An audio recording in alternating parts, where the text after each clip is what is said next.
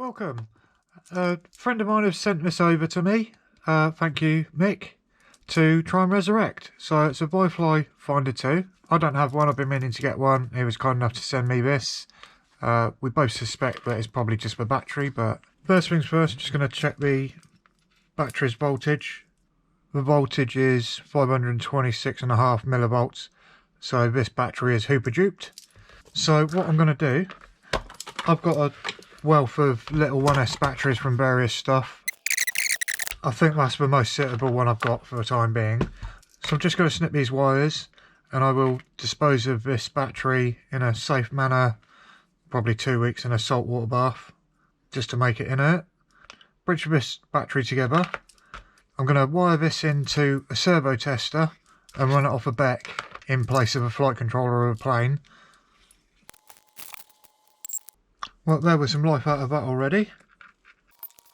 And then when we remove power, it should alarm. If I turn the light off, we should start getting a blinking light.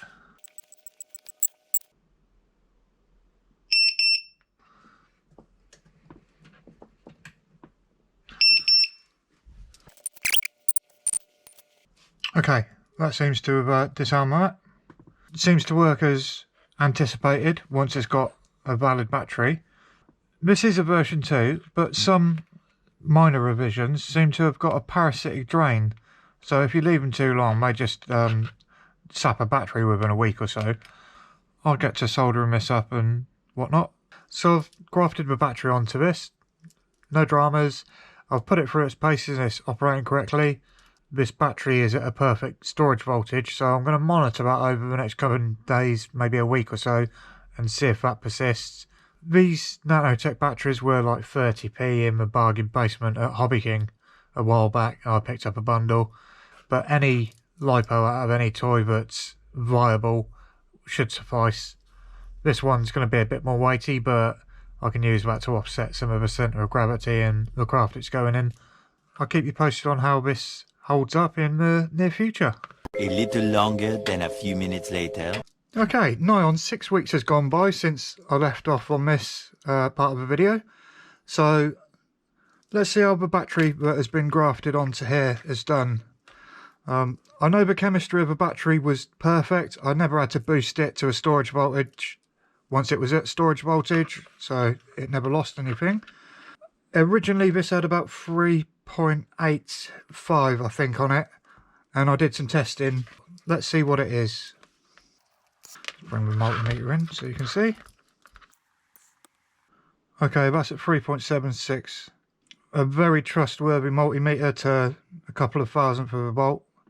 Half a tenth of a volt. Over 6 weeks. I think this one's absolutely fine. So maybe just give it a little bit of a boost charge over 3 to 6 months without using it and you'll be alright. One thing to take into account, this battery I've grafted on is twice the capacity of this, so an original battery might show twice the loss.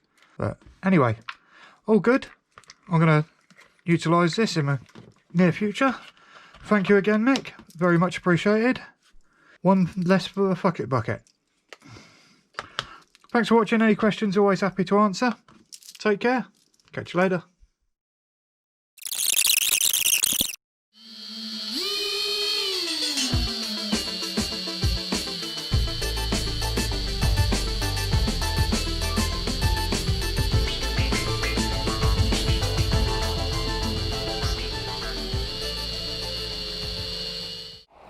Here, Vifly. Hey.